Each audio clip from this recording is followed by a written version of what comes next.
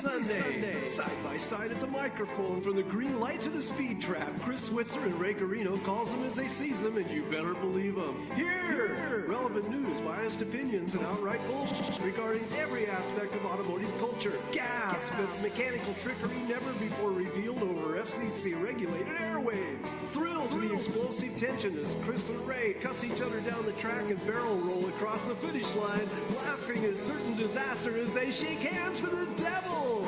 All that and much more this Sunday at high noon on the Motormouth Radio Hour. Call in and speak live with the Wizards of Speed and live feed, Chris Switzer and Ray Garino. Bring the whole family. Kids under 12 get in free. Every Sunday at noon on WHPC. Take the Long Island Expressway to the Meadowbrook Parkway and look for the sign saying no parking on the expressway and no express service on the parkway. Go right on Highway 24 to Garden City. $2 all-day parking includes pit pass. Sunday!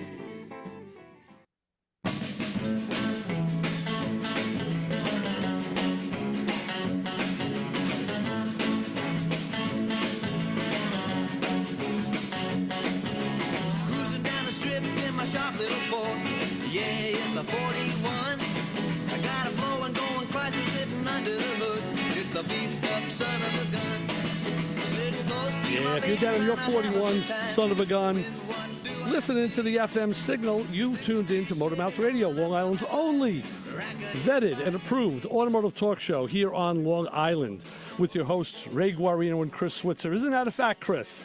Oh, yes. If you're listening to this program, there's definitely medication for that. But I'm still trying to figure out who that was. Technical here.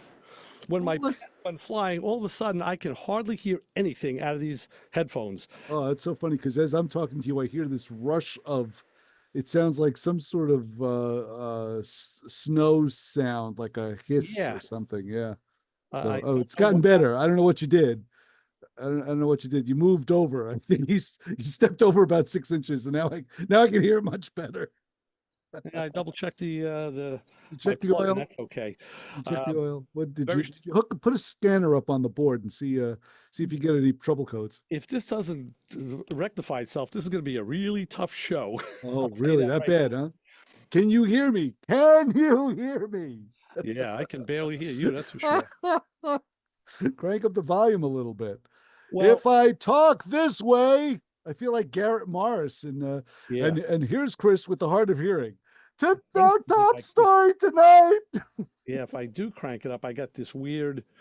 I had a weird almost feedback, so we're gonna have to just roll with it. We're gonna have to. All right. Yeah, it's gonna be hard, but hard. All right. So, of course, we're dealing with in the car world. We deal with all sorts of crazy things, and today we're dealing with weather. Yes, not you per se, because you're in the comfort of your dacha. I had to shovel myself all the way down the stairs into my studio here. Really, it was harrowing. Well, yeah, I didn't do too bad either. I'll tell you what I did do. This is something that happened. Because we have full snow out there, it's not like a mixture of anything, and I haven't gone out and shoveled yet.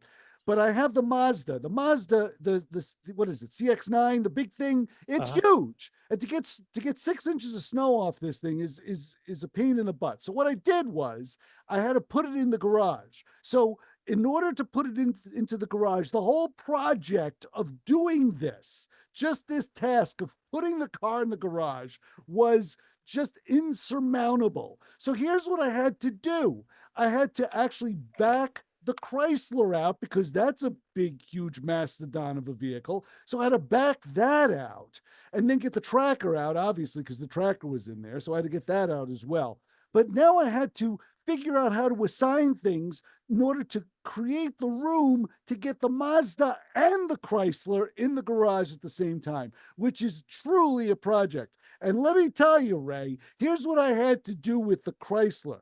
Not only did I have to make sure all of my toolbox drawers were closed because I couldn't get the car close enough, but not only that, I had to make sure the vise that I had bolted to the toolbox surface, the table surface, had to make sure that was closed as well.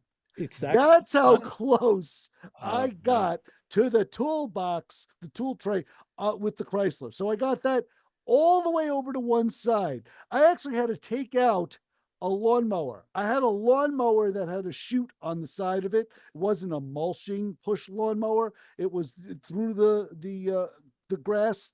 I had to take that out because I couldn't step over the chute. That's how close I got this car, because the lawnmowers are lined up next to the car. So I had to get that out of there. So now I had to make up enough room for the Mazda. So now it's just getting this thing, shoehorning this huge vehicle into the garage. I got shelves on one side, I got the Chrysler on the other, and literally just squeezing this thing in there to tuck the mirrors in. So I finally got it in. Now I got to put the snowblower in there. Well, So I know. So you have an average size 2-car garage. Correct. By the way, Rob Leonard, thank you, Rob. Rob fixed the problem for me. Hey, that's cool. Thank you, Rob. He came in to do something, and I said, "Hey, Rob, I killed my mic," and I handed him the headphones. I said, "Listen," and he went. He made a face, and he reached over. He reached over to the board and I pushed. want to see the face. Give me the face. It was like.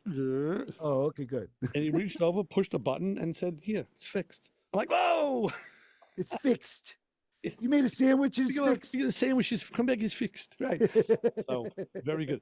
So yeah, I know when you have multiple things in the garage, and you know the Mazda's a fairly big vehicle. Your Chrysler is a behemoth of a vehicle. Yeah, yeah. There's not a lot of room, especially when you have other stuff in there. But so literally, they are as close. These cars are as close together as any New York City municipal parking lot would do it. Those guys would be proud if they saw the way I packed these two together. Another coat of wax, and they'd be touching each other. All right, so we're gonna wax the phone lines here. Oh, good. And fire it up and say hi, caller. You're on with the Motor Mouths. Hey Ray. Hey Chris. Hey Johnny. Hey John. Chris, I'm going to call you a cream puff. A cream puff? Why? He's like, you haven't even gotten out and shoveled anything, and yeah, you've been whining about your snowblower. Are you actually go out and shovel today? I'm losing you. You're gonna have to build another phone, John. Yeah. The wooden one you're using is not working. Yeah. Yeah. Well, no, Chris, yeah, it snowed, but right. You know, we had snow here on Thursday or Wednesday into Thursday, right? And you guys still got the echo going. Actually, it's on your side, John, because now we don't. On this board, I have an absolutely clear, clear signal here with the phone. So I think it's probably through with the cell phone. I'm not on a cell phone. Oh, you're not? Oh, okay. I'm not. And maybe you should be. Last weekend when I spoke to you, and the guy that called in after me went, "Oh my God, echo." Right. Well, that was Doc from Montana. We had to call him. Yeah. So right. Well, we're hearing you fine. We are hearing. Yeah, you sound good now. You guys fine. I want to sing the national anthem because of the echo. Yeah. Oh. Now batting, number 777. Manny Moto. Moto. Yeah, it's echo, a weird echo. thing. You know, and I listened to the broadcast afterwards. You guys don't hear it, but I'm hearing myself echo back, and it's a landline. Yeah, that's really weird. Well, yeah. I don't know why. I do know that here at the station, our transmitter is having an issue. Our power level is down. So when I listen terrestrially, I only live a few miles away from here, and I hear a low signal. It may have something to do with that. There may be something electronically. They do have a work order in. They're going to be fixing that. So maybe it has something to do with that. I really don't know. Yeah, it's the college. It's going to take about 6 to 8 months, but it'll get fixed. Eventually it'll get fixed. But John, how much snow did you get up in the Nutmeg State? Yeah, we got about it's got to be anywhere from, I would say, 5 to 7 inches, depending on which garbage pail you're looking at, or mailbox. But yeah, I have 100-foot driveway that I just don't. Well, first of all, I don't enjoy snow at all. It's just, to me, it's just a pain in the butt. It's a winter's pain in the butt. And my skier. Yeah, well, yeah, but this is the reason why, and I drove my wife crazy when we were looking for a house up here. I said, I don't want a house that has a sloping driveway. Don't want it. And she was like, Connecticut is very hilly. I said, yes, I know. I said, but that's my requirement. And it's for times like these, because I want to take the snowblower out and go straight down the driveway on a level playing field all the way to the mailbox. That was my criteria. That's what I got, but I'm still complaining about it. But of course, it's just a pain in the butt. But I'll tell you this, John, I got my snowblower running like it's beautiful. I'm knocking on wood here. It is running so well. I fired it up like 2 days ago, and I have it idling like literally at the lowest possible idle, which makes me proud. I enjoy. Caddy? Huh? You think it's a 62 Caddy? Yeah, exactly. Like Ray knows, I get such a thrill out of getting a vehicle or an engine to idle at its lowest possible RPM. I love this. And I don't care if the transmission pump doesn't pump all the transmission fluid like it should. If I can get, and Ray knows this, in high school, that was my claim to fame. I had a 64 Caddy coupe that I got, I swear to you, I got it to idle at like 325 RPM. It just sat there and you just saw the belts go by. It's and all of my fast driving rocker, Camaro, Chevelle, Prime Gray guys all marvel at my engine. It would be like, hey, come on, hey, Christy, show Mario the way that your car idles. I don't have to go fast. I don't have to kill myself. Just have to do that. And I love it. So I got the snowblower to do this. So I'm very pleased with its operation right now. It's a wonderful tool to have in your arsenal. But, oh, my God, and I'm sure, I know you guys got across the country listeners, and last Thursday they were like, oh my God, treacherous commuting conditions, and I was like, the lower northeast, which is where we are, I think they should have a requirement that all the weather people got to live in Buffalo for 5 years. Yeah, they're allowed to do.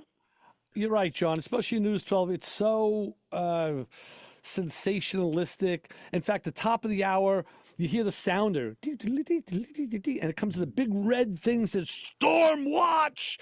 I was like, they're going to get a couple inches of snow. What's with the storm watch? And then the weather guy comes on, he's all buttoned up and serious, and hey, this front's coming through, that front's coming through. Get out the shovels, everybody. Yeah, you know what? We live in New York. Come on. Give me a break. Also, the sky is falling. That means they didn't have anything else to talk about, so I'll take that exactly as a good thing. No, that's exactly it. Ray is right. It's sensationalism. It gets you to watch the show. That's all it does. Yeah. All it does. But, I stop and look, and I go, they get 3 feet of snow in Buffalo, and they go, we gotta flurry. Yeah. Mm-hmm. Oh, no, it's the truth. When we look at, we got it too up here. It's like, oh my gosh, storm watch 8 to 12. New York they're a bunch of sissies because they're going to get rain at the end of this. We're getting all snow. Oh my gosh, Armageddon, pandemonium. I'd rather have the all snow than the rain. You know what? It's better. It really is. Yeah. It really is. Because it's just like dust. By dropping temperatures. Yeah, without a doubt. Mm-hmm. Yeah, when you break through the protective ice coating, usually it's all dust under there. All right. Getting back to an automotive, Ray, I sent you a link this morning to a guy that did a tire change, and I was watching it. Yeah. My God. I know. I replied to you. A guy did a tire change, Chris, with a piece of rope. And I told John, I said, no, I luckily have access to a tire machine. Even when I didn't have access to one, I would bring my tires to a guy with a tire machine. Right. I've seen guys do that. Guys still do truck tires by hand. Yeah. And man, that's not me. I'm sorry. You know what? You need arms like Popeye. And you need a strong back, and you Yeah. need to have to do that by yourself. Well, it's a lot better than those fools that are spraying lighter fluid or whatever the heck, starter fluid in the tire and lighting it up. I have done. Oh, great. We all have. And I have a video to prove it. Oh, wait a minute. No, now I'm going to have to say the disclaimer to both of you guys. The views and opinions of Motormouth Radio are not necessarily the views and opinions of this radio station. Don't try this at home. I don't feel like any lawyers calling us. 5 or 6 years ago, I was at the shop with Mike Jr., and he brought it up. He said, hey, I said, yeah, I've always heard the myth. He goes, you want to try it? I'm like, sure. You guys are out of your blanking mind. Well, we tried it. It didn't work for us, and I was just told we didn't use enough fluid. Oh, that thing jumped off the ground about 3 feet. I'm sure, and you had to replace your eyebrows after that. Oh, we were good. We were able to, we were on the ready. We were prepared for it. So you never prepared for that. We jumped back. Yeah. Bunch of knuckleheads. Tractor tires. Lawn tractor tires, not like a. Oh yeah. But when you can't get the feed to seat. Right. Yeah, any port in the storm is a solution. I mean, I'll tell you, even on a tire machine, sometimes you can't get the bead to seat. Yeah. And the trick is you pull the tire up, you move it. Usually that does it. Sometimes there's always that one tire that just doesn't want to play ball with you. Mm-hmm. And spin it, turn it, spin it. I've done the whole thing with putting a piece of rope around the tire, using it like a tourniquet. Yeah. No, it was good. Yeah, I've seen a lot of that stuff. Usually out of places like Vietnam or Puerto Rico or some place where they don't have the amenities that we have here. And I'll tell you, those guys are ingenious for what they do. They really are. Yeah, I watched that and I went, "Oh my God, what a great solution!" Right. It's talk about safety. You watch, I don't know why, but I get soaked into those videos as well, where they're in the middle of some third world country and they're doing body work or they're welding. And I'm thinking to myself, put on a pair of shoes for crying out loud. Yeah. They're doing this in sandals. In sandals, right. And robes. I don't have Right. Shoes, right. You're right. Yeah. I'm like, they're welding and they're in sandals. Do you ever get hot slag in your sock? I have. Oh yeah. I gotta hope that they have better workers' comp. Yeah. Yeah. So they bring in the next guy. The next guy comes in. The last one's out. That's workers' comp. Go comp over there now. You think of all the rules and regulations and good reasons that they have here. Yeah. Steel toe, this, that, and the next. And I watched guys in sandals going, yeah, if you drop that on your toes, You don't want to hurt your feet. No. Definitely don't want to hurt your feet. You won't have a leg to stand on. Right. All right, John. Well, thanks for that information. We got another call. Let me go to line 2. got it. Chris, good luck with the cleanup. All right. Thanks, John. Same here. And good luck with a new phone. Okay. All right. So long. Talk to you. All right. We're going to go to the phones and go back to the fun and say, hi, caller. You're on with the Motor Mouths. Oh, greetings from Montana. Hey, Doc. How are you? Hey, what's up, Doc? Hey, Chris. You sound good. I guess you can hear me now because I don't have a toilet phone. Yes, we hear you much better. You have I'm hearing a little bit of an echo in the background. Our last caller, Kim, came in during the call. We talked about it for a minute. It may be through our electronics here, where there's some work that has to be done to the system. So we'll hopefully that'll be taken care of in a short while. So. They need a new rubber band. Yeah, right. Exactly. So try to put up with it, and yeah. So what's up in Wesby, Montana? How's the car situation over there? Oh, we got a little snow during the week. The only difference is yours will melt in a couple of days. Ours is never going to melt. Not until April. Right. Well, that's what happens. Yeah. Hey, What's the 2 weeks ago, I was on with you guys, and we were mentioning moving out here, and you had to call John at the end of the show that mentioned the only reason to move from New York out here was because the law was looking for you. Right. Right. And funny story. When I moved up here, boy, I tell you, this thing was really driving me nutty. When I moved up here, I saw a couple of guys across the street. I went over to introduce myself. One was a UPS driver. One was a guy who owned the local grocery store. And then there was a new guy I didn't recognize. Well, it turned out he was a brand new deputy sheriff. Okay. Oh. So when I mentioned him when I moved here, because the law would never find me, kind of joking around. Right. When he went to work, he looked on his computer for 2 hours and couldn't even find if he got a parking ticket. Yeah. So it's ironic. One of the first guys you meet is a deputy sheriff. So if you had been running from the law, that wouldn't have worked too well. Right, exactly. And just the fact that you told them that you were running from the law. Now, you also had mentioned that you went to a Corvette Club meeting a while back, right? Yeah, I just went to one this past Tuesday night. Yes. Okay, I've got a friend in New York. In their garage, they have a 57 Corvette, two-door white with 80,000 miles on it that hasn't been driven in over 50 years. Now, you see, you were supposed to tell me that off the air when no one else could hear it, because now everybody's going to know. Well, no one's listening. So is that car an heirloom of the family where it's just staying in there in perpetuity, or what? Yeah, I think the son is going to take it upstate New York and try restoring it. Oh, what? Try to restore it. Oh boy. Well, he's a pretty sharp guy. I don't know if he's ever bitten off anything like this before. Okay. No, yeah, well, to restore, let me put it this way, to restore any car is a huge undertaking, especially if you haven't done it before. But a Corvette, and assuming the car is original, you want to keep it original. There's a lot of help out there. There is a lot of help and resource.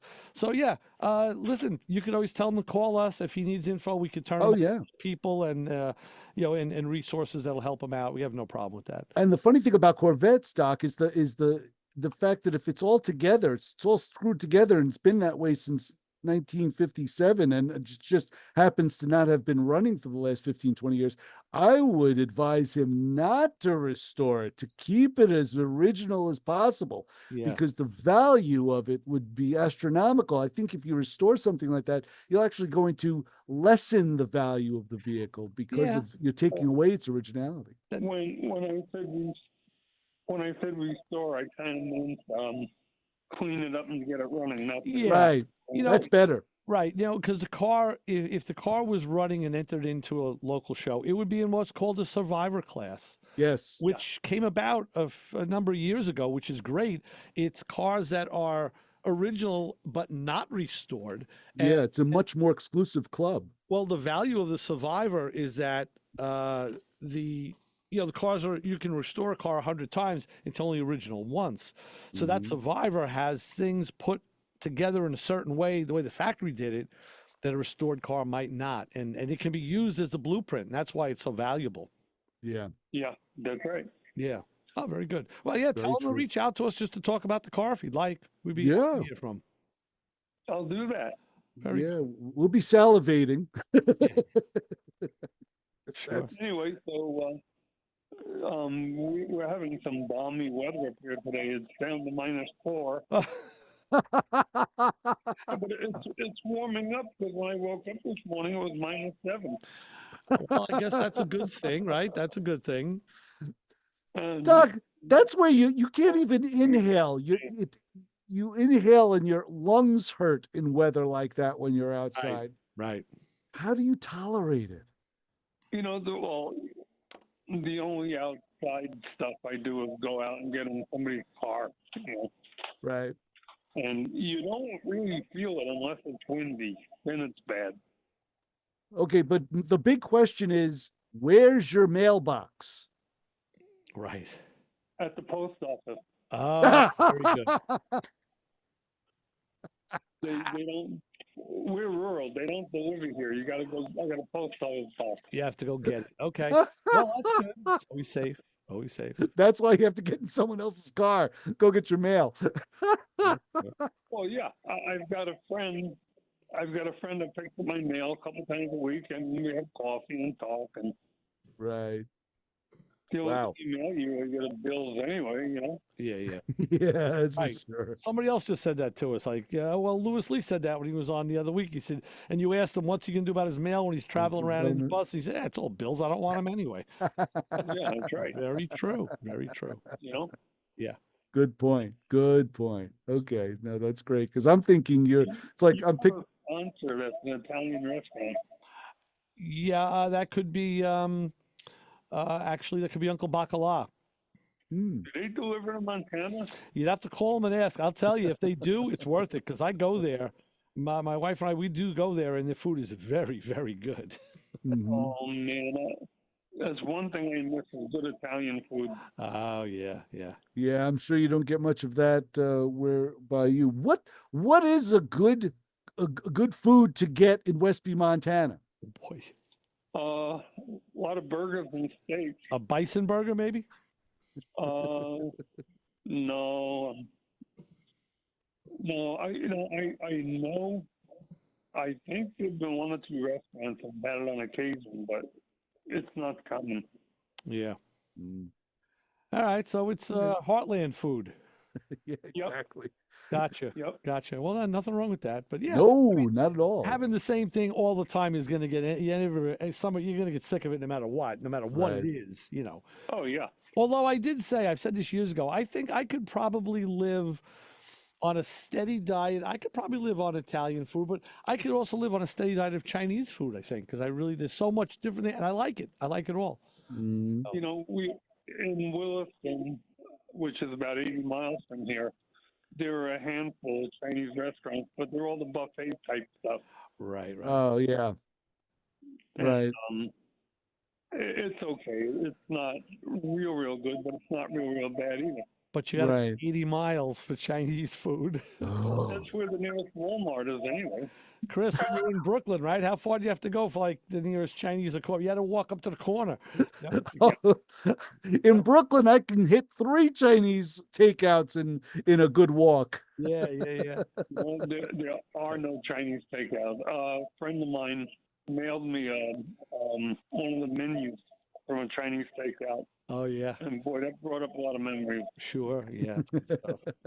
Good stuff. Good stuff. That's You're funny. talking about Italian food, 50 years ago, we used to go up on Cross Bay Boulevard. There was a restaurant called Nino's. Does that ring a bell? What was Sounds the name? familiar. Nino's. Nino's. N-O-S. Okay. Yeah. And they had veal cutlet parmesan over ziti. Oh It was a wow. house specialty. Nice. Yeah. All these years, and I still remember that. Yeah. I'm sure you do. Yeah. Tend to remember that You know? good stuff. Yeah. Yeah, a lot of changes on Cross Bay Boulevard, that's for sure. Yeah. Cross. I could just see. Can you imagine just transporting Doc to Cross Bay Boulevard now? Oh boy, that'd be fun. That would be. That would be fun. To see how it has grown and exploded. Yeah, a few more people. Yeah, quite a few. Yeah, And definitely. then It's a you metropolis. there was the Bow Wows. Oh yeah, the Bow Wow, the burger Big place. Bow Wow Sure. hung out there too. Right. Are they still there? No. No. Gone a long time. Yeah, Oh, geez. that's been yeah. leveled. That's been gone probably since the late 70s. Early. No, probably early 80s because Yeah. I remember cruising there, heading over there. All right. Then you went further with the Marine Park Bridge, and that was a nickel to go over. Not anymore. What's it now? Oh gosh, it's, you know what? I don't even know. The last time I went over it, it had to be modestly saying about $6, I think it was $5 or $6 Wow. at the time going over there. The Verrazano now is like what, $18? 18, $19. Yeah. Yeah. Uh-huh. That's crazy. Yeah. They, But- Well, they let you leave New York for free, but they charge you to come in, right? Yes. Right. Yeah. Staten Island is the only borough that they pay. You got to pay to leave. Yeah, depending which way you go. You could go out on the northern end and you pay to leave then too if you're taking like the Yeah, you got to pay to leave. yeah, Which is the way I feel. yeah, exactly. Once I'm there, get me out of here. Right. I'll pay you. I'll pay you. Just let me out. Exactly. I heard they started. I heard they started that congestive pricing. They did. Manhattan. Yes, in Manhattan. Yes. Yeah. It's Not better. Still doing it. No, they're still doing it. Just started in January. Yeah. So Wow. the governor lowered the fee and put it through, and now there's talks about having it nixed from a higher authority. So I don't know, we'll wait and see. Read the news, and we'll have to see what goes on. I don't know what it hasn't played out yet. No, the traffic has been better. in Manhattan anyway. Yeah, no. No, traffic has been better in the city. We got to drive through our rush hour right now. It's the bottom of the hour. We need to do our bottom of the hour break. So let us run and do that. And I'll talk to you soon. very good, Doc. Look forward to it. Yeah. Good talking to you, Doc. That echo. All right. Hopefully it'll be fixed. Yeah. Yes. Talk to you soon. All right. Be safe. Thanks. Bye. All right. That was Bye-bye. Doc from Montana. By the way, we got a text from Joe the Undertaker at 203-670-4127. He said, Long Island snow is a problem, usually gets soggy and heavy. He says he prefers the snow. You just can push it out of the way and brush it off your shoulders. Rain just soaks in. Yeah, that's true. So, thank you for the weather report. Thank you, Joe. Thank you, Joe. Tell you what else soaks in. You can, here we go. Doc must have channeled this. Oh, You can win a $100 gift certificate to Uncle Bacala's Italian Seafood and More. nice. For downloading and using the free WHPC app. Listen to WHPC anytime, anywhere, and register to win the $100 gift card inside the app, the WHPC app. Uncle Bacala's Italian Seafood and More is located at 23-70 Jericho Turnpike in Garden City Park. And the WHPC app is located in your Google Play Store or Apple App Store. We have a jar of them over here somewhere. I saw we had a jar full of apps. I don't know whether A jar of apples. yeah, well, just the HPC apps. Are they Granny Smith or are they Red Delicious? I don't know, but we wish you good luck from the voice of Nassau Community College and the free WHPC app, which takes me to our weather forecast, which is powered by Pantano's Gourmet with locations in Hewlett and Uniondale. As I look out the WHPC weather window, What do you see, Ray? oh boy, Yeah, I know. considerable clouds this morning, some decrease in clouds later in the day, high of 39. Of course, we did have snow overnight. It was about 3 to 6 inches here, which then had rain on top, packed it down, put a crusty frost on top of it. Just like you. Coming wasn't bad. Of course, I'll say this: the road crews did a great job. All the roads are clear right down to the asphalt or concrete, whatever they're made of. Right. And now, if it does go to 39, we'll have some thawing, which is good. Tomorrow is going to be sunny. What was that? What was that, my Long Islander? What did you say it was? Huh? Dude, thawing? Thawing. Boing. Thawing. Yeah.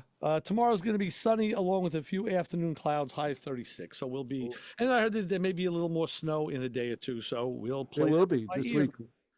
Look out for some more, especially up here. We're going to see some more. Like anyone cares.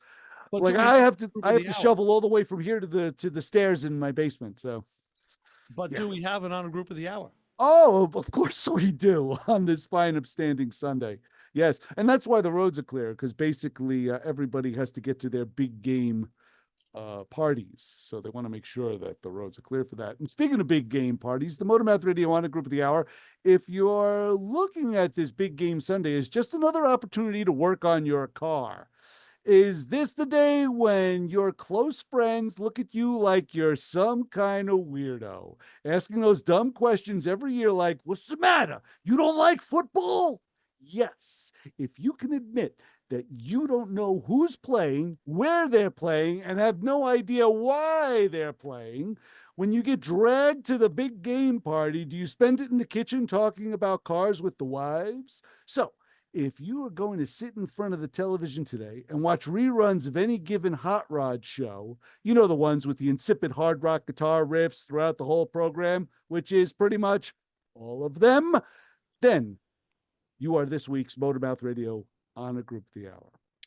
Very, very good. I'm sure a lot of people will fall into that category themselves and have a lot of fun doing that. So, because car guys are not sports guys. I've come to realize that the majority of them are the guys not. down here are. Yeah, a lot of them are. Yeah, Car guys, no, you can't be a car guy and a sports guy. There's parties all over the place with car clubs that organize them. Yeah. Really? Yeah. Okay. I stand corrected. There are a bunch. So let's take our break. We'll be back with more Motormouth Radio in just a minute or two on 90.3 WHPC. Keep it where you got it.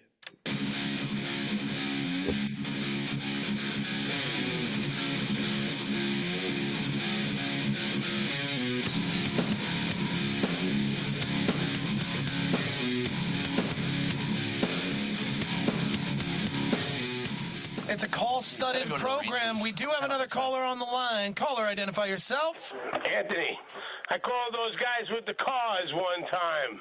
Oh, nice. The Motormouth guys. Oh, yeah, those good old boys. There you are. Anthony, where are you calling from? I'm in Freeport. Yeah, this morning I miss it. My boss was, every time I turn on, he turns it off. I say, whoa.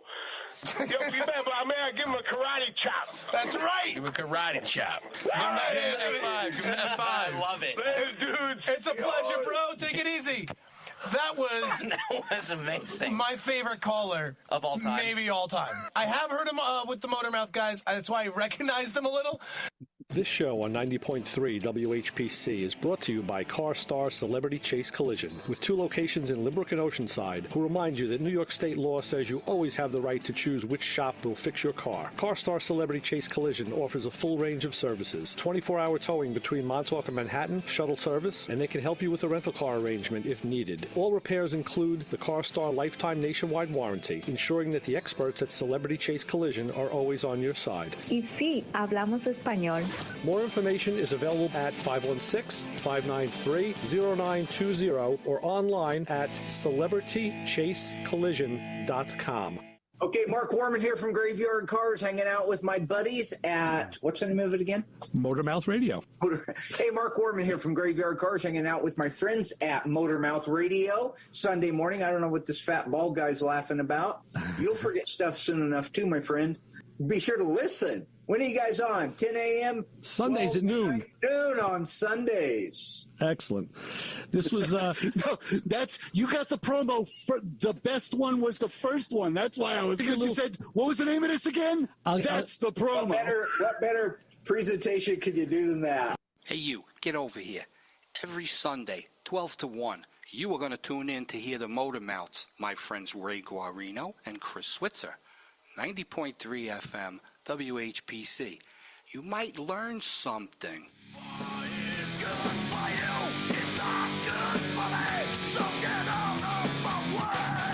Listen to them. It's good for you, good for me. It's good for Chassis John.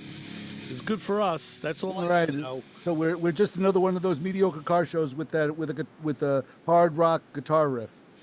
You know, when you're looking for music that YouTube won't flag you for, you gotta find stuff like this that came through to WHPC that nobody's.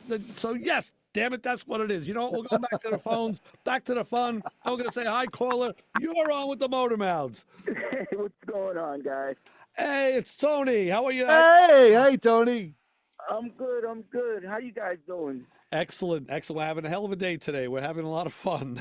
I see. So I was listening to Chris earlier talking about his parking in his garage, and it brought me back to when I had my Chevelle, and I brought it back to Queens. I had a 2-car, and I had to squeeze that thing next to the vet.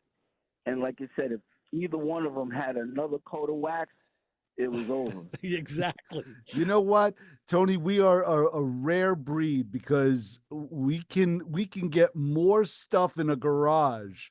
I mean, because I had a 1-car garage. I restored a TR6 in a 1-car garage in Brooklyn, And yeah, I can't tell you how many times I've been under the car with my feet straight up in the air, like in an L position, and I'd be welding that way. And God forbid I set myself on fire, I'd be dead because I had no escape route.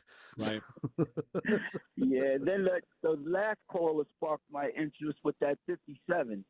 Okay. Yeah. You know, I would love to get my hands on that thing, man. I thought of you, and if I hear more about it, I'll certainly let you know. Sure. Okay, cool. So Tony, you're a Corvette aficionado from what Ray has told me. Please tell us about it. Well, I wouldn't call myself an aficionado. I have a saying: I'm not the sharpest knife in the drawer, but I'm damn sure not the dullest. That's you know that sounds like us. That's what we all say. And you know what, Tony? Like we've discussed many times, everybody has their own little. You know, we all have things that maybe we know that other people don't know. But I think the best thing about the community that we're in is we don't mind sharing it. I will show anybody what I know if it's going to help them out. And like you could sit and maybe work with me for 5 hours on something, and I still couldn't do it half as good as you because you have a certain talent for that. Right, I hear you. But at least we all play nice to each other. Which is the way it should be, you know. Exactly. And I actually get a big kick out of working on guys' cars that didn't run right, and they drive them out of my shop, and they're smiling, and they send me text messages, give me presents, buy me lunch and stuff like that. Yeah. You know? So when I heard that guy with the 57, I was like, oh, man, I would love to do that car, man. Right. Yeah. I think we all would. I totally get it. But yeah, there's a certain satisfaction about taking something that doesn't run right and you can get it to actually run and drive and perform the way it should. And yeah, getting accolades from customers is just a bonus as far as I'm concerned. But that's great. But yeah, it takes a technique to do it, and it's it's funny because you talk about dispensing information. I've always said I've learned more doing this show. I've learned more automotive knowledge than actually dispensed, and sometimes Ray reminds me that it shows. But yeah, it's the truth. It's a great opportunity. You get some people know it all. Nobody knows it all. No, right. All learn from each other. Right. Mm-hmm. I mean, and that's something that we talked about yesterday, Tony. You went to look at a car in Queens, a Corvette. Mm-hmm. Tell Chris a little bit about that. The way you found it. What? Oh my God! What'd you find? So this guy's telling me he's got a '62 Corvette Art Marson chassis, brand new LS. Sitting in it. So I'm thinking, okay, I'm going to go. We're going to open the garage, and and he said it was a project. So I'll say, yeah, okay, it's going to be something to see. As we walked in the backyard, it looked like a junkyard. Mm-hmm. Half of the trunk or 3/4 of the trunk was hanging outside because the door wouldn't close. Oh. It had all kinds of stuff piled up on this car with no cover. And it was just almost brought me to tears. Yeah. I believe it. Amazing, man. You know what's so funny, because I've always, every once in a while, I'll look on Facebook Marketplace and to see who's selling what. And yeah, when the word project means show up with a shovel, because you're going to be scooping parts up off the floor and tossing them in a box. It's incredible the amount of abuse and the amount of damage a couple of guys can do to a vehicle, and I'm sure a half a case of beer, what they could do with a vehicle. And you're expecting something, and you come back, you show up, and you see this array of debris everywhere. Yeah, unbelievable, man. Mm-hmm. And then he's got this thing out in the weather. Right. There's moisture everywhere. This guy paid good money for this chassis. And you're seeing rust on the bolts, and come on, man. I was thinking about that last night, and I got a feeling that the guy must not be a real car guy. He probably thought he could get into this project and knock it together, and then you find out the reality of what it takes to build a car. You better know what you're doing, Jack, because it ain't for amateurs. No, it's not. No, that it's not. Especially something to that caliber, when you're taking the body off. You have to do wiring and all kinds of plumbing with brake lines, and it's it's not for the faint of heart. So speaking of brake lines, Chris, yesterday at Tony's shop, we were hanging out and talking about brake bleeding and whatnot. And Stan was there from Corvette Society, and he says he's looking at maybe a new seminar on brake bleeding. So I'm happy to say that. When are you teaching it? Happy to say that Tony and I are going to be doing a seminar on brake bleeding. Now you're talking. I want to show up. Forward to it. We were talking about, this Corvette that Tony's working on, and different. We all have different strategies and different tools and whatnot. Right, sure. And then I brought up to him, I know because he's got it on his truck and his Corvette. Willwood, I still want to know what's up with that company because they have beautiful calipers, but they put an adapter in the bleeder thread in the bore, and then put the smallest, tiniest bleed valve on it. Oh, come on. Really? No hose in the world. Put it this way, if the hose stays on the bleeder, you can't put it on the bleed tool because it's too small. You have to step down. You need adapters for the hose. I asked Willwood directly on the phone, why do you guys step that down to put a smaller bleeder? No, I don't know. That's just what we do. I was like, would you buy somebody ordered bleeders but checked the wrong size box and got 10,000 of that size and said, well, we're going to use them till they're done, boys. Wow. Exactly. Crazy. That's ridiculous. Exactly. But listen, I'll let you guys go, man. I really enjoy the show. I need to call in more often to let you know I have my ears on. But I really appreciate the call, and I really enjoy you guys every week. I look forward to it. Tony, like I said, one of these days, you're local. You can come into the studio, do the show with us live. Do it with me live right here. Sounds good. Sounds like a plan. We'll work it out. Yeah, I'll keep on. You don't worry. All right. And he will, Tony. He will. Ray will keep on it. Not a problem. All right. Thanks. Pleasure talking to you. Good hearing from you. You got it, guys. All right. Talk to you later. All right. Be safe. Yes. Yeah. Tony's got some nice stuff. He built some nice cars. And like I said, we spent some time in his shop yesterday, and it was it's nice, when you're in a smaller shop and because you get into the big megalith shops that are like dealerships and you get lost. I like the small shops. It's kind of cozy. No, it's true. And someone with a wealth of knowledge that Tony has will be quite welcome on this program. Absolutely. Without a doubt. Yeah, without a doubt. That's for sure. 516-572-7440, or you got thumbs, you could use them. 203-670-4127 will get you right here on my desk. Very good. right before me with your thumbs and your texts are here for you. So I was able to fix my headlight doors in my Chrysler. I was just telling somebody about that. I was just telling someone about that, and they were, commenting on it. Yeah. They were like, why? But anyway, yeah, I was able to do it. I pulled the motor out, and I had to laugh because the motor comes out very easily, but you just have to remember how it's taken apart because the motor is in the center between the two headlight doors, and there's a rod that runs, and the rod is like, I guess you could say shaped like a square. It's not round, and it fits into a square notched receptacle in the motor. So I pulled the motor, slide the rod out, and I just had to remember where everything in relation sat. And then I just started running the motor, and I realized that my ground was bad. Just literally, and the ground is this simple tang. I love Chrysler, and they call themselves an engineering company, but I love some of the hairy stunts they do, because off a screw that holds the case together, they put this tang, L-shaped tang with a hole in the center of it, and a place where you can put like a regular old clip, just a regular old, what would you call it? I don't even know what they're called. They're so generic. So the tang touches metal and makes the ground? Yes. Oh boy. That's so you it. Go from the screw and run your own ground wire, correct? Completely. Perfect. Yeah. And that's what I would have done if I hadn't taken the screw out, pulled the tang, cleaned it with my wire brush. That's, of course, the wire brush I have. It's Wire bent out ball, like that. It's a wire ball. Right.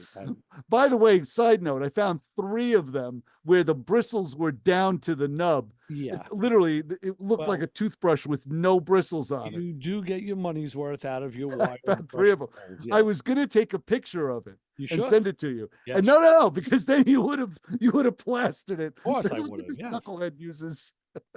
So I'd much rather tell you about it than actually show you. But anyway, I was able to clean that tang and clean the screw and clean around the normal places where dirt will exist, and put it all back together again, and it ran just fine. That was it. The hardest part was putting it back together again the way I took it apart. I just think that a repair like that is only going to last for so long until it either reoxidizes or gets scooped up. So I would have opted for maybe the external, making a loop of wire or something. Off another screw. Well, I figure.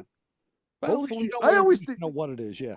This is the way you and I think, because you think I'm going to keep the car forever. I think by the time it oxidizes, maybe someone else will be owning it. No, not even that. I mean, I know that you're thinking about getting rid of it, but this way it would remove that from your future bucket list of things to do, because if you fixed it right the first time, not right per se, but if you fixed it more permanently on it the first time, you'd never have to look at it again.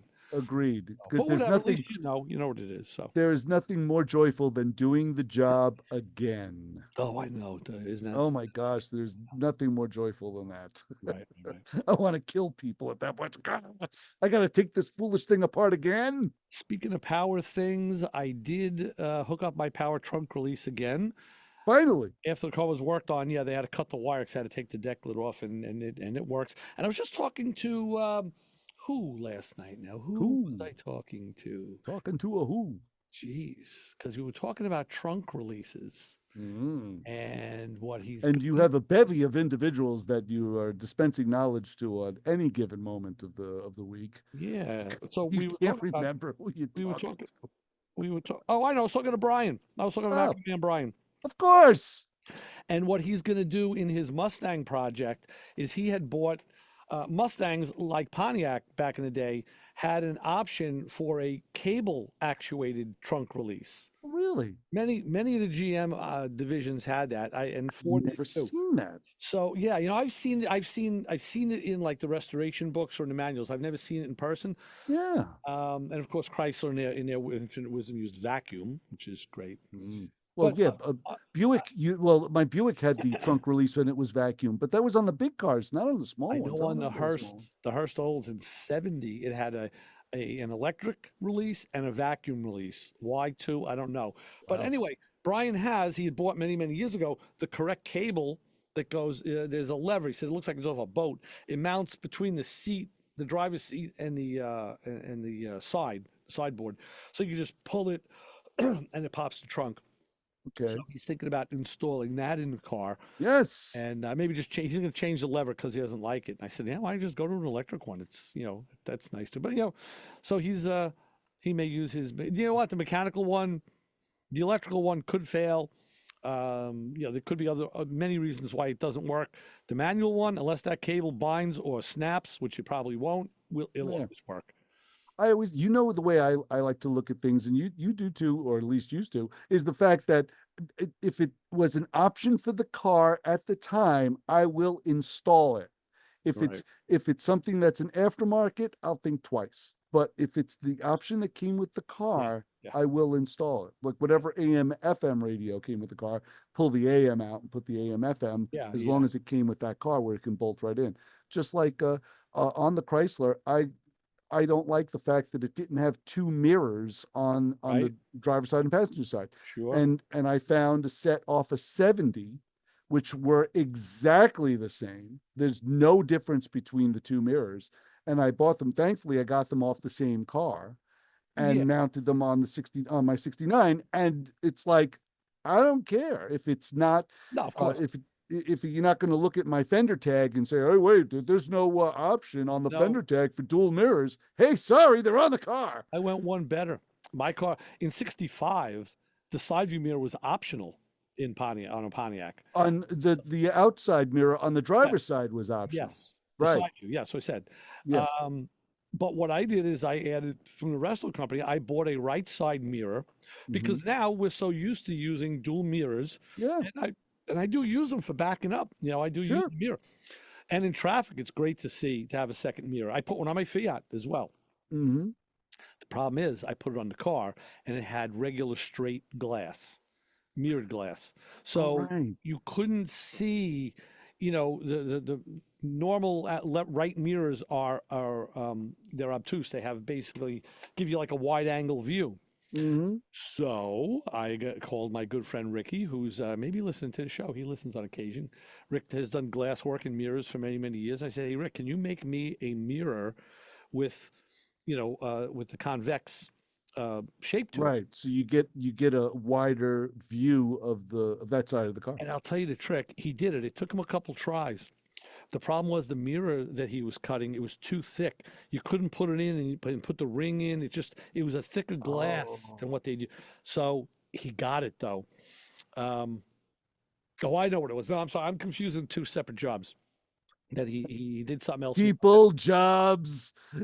Yeah, no, he did that. He got mirror to fit that. I also asked him, my vacuum gauge that mounts on the column has a regular piece of clear glass, and somehow that had gotten broken and lost. And I asked if he could cut me one, again, in a circle. And he had a lot of trouble because it wouldn't. So you had him cut one, huh? He did cut one. It wouldn't fit because it was too thick. And then he says, he finally came up back and said, you know what? I got it. I said, well, how'd you do that? When you grind the glass? He goes, no. He goes, this is so easy. I've done it before. Because I went to the dollar store and I bought a picture frame. And they put the least amount of wood and the thinnest glass. The thinnest glass. He goes, and I cut that and it was the perfect thickness because it was thinner than normal glass. Right. So, touche Rick on that. He hooked me up twice. So but the convex rear side view mirror really helps out a lot. It really is. Just for parking, especially if you're going to back into a garage or something. And that's the drawback of those mirrors is they're incredibly small compared to what we're used to on a modern car. Yeah, I mean they're about a 4-inch round. In traffic, I have no trouble with it in traffic. I have plenty of view in traffic. Mm-hmm. Like now we drive my FJ, I have a truck mirror on it. That's right. Really nice. But all cars are different sizes. That's what I liked about my Mazda 3. It had really big mirrors on it that other Mazdas didn't have. Mm-hmm. So I was really kind of happy with that because I had a really good view. No, that's true. It's just like my Explorer has the mirror like 3/4, and in the one little corner is the convex mode, so you get a full view all around. We're gonna explore the phones and say, "Hi, caller, you're on with the Motor Mouths." I'm going to give you the convex story. All right, Bob, what do you got? All right, so it's part of a Rob Leonard story. All right. Oh, sounds all good. right. I'm interested. So this morning I wake up and I hear midnight train to Georgia. Yes, Georgia. Right. Last night. All right. So now the car comes in. I'm leaving Florida. I'm in South Carolina. Gladys Knight and the Tips come on. Midnight train to Georgia. Uh-huh. Okay, and the Grand Trino, there's no one on the road, and I'm moving at a pretty good clip, for 80, 85. Wow. There's no one around. Uh-huh. I go under a underpass. There's a cop there. Okay, I keep on going, about a half mile up. While the song's still playing, I get buzzed by a fighter jet on a train from the coast. Wow. I had the windows down. It scared the bejeebus out of me. I can imagine. I'm sure. Whenever I hear the Midnight Train to Georgia song, thanks. I think of being buzzed by a fighter jet. Excellent. I thought you were going to get stopped by the cop and you were going to give Rob Leonard's name. Yeah. I think the cop can come after me. I think he might have seen me get buzzed. Yeah. All right. Well, Bob, unfortunately now we're getting buzzed because Kim is in. She's going to do Thunder Road, Best of Springsteen in the band. So we're getting buzzed the heck out of here now. You snuck in under the wire. Yeah, you sure did. Love Kim Tracy. We do too. And we look forward to talking to you again. So give us another call, when you get a chance. We love talking to you. Bye, guys. Thanks, Bob. Bye. Take care, Bob. All right, Chris. So with that in mind, we're going to get out of here now. We're trying to get in Evan Steger from Evan's Polishing and Detail. Yeah. Maybe next week. We'll see. But for now, what do we tell the people waiting for me out in the parking lot? Don't follow us home unless you have a shovel. And don't use Rob Leonard's name. Or a snow brush, right. All right, so for Chris Switzer, Ray Guarino signing out. Motormouth Radio will be back next week. Stay tuned. Listen to Kim on 90.3 WHPC. See you, bye. Bye.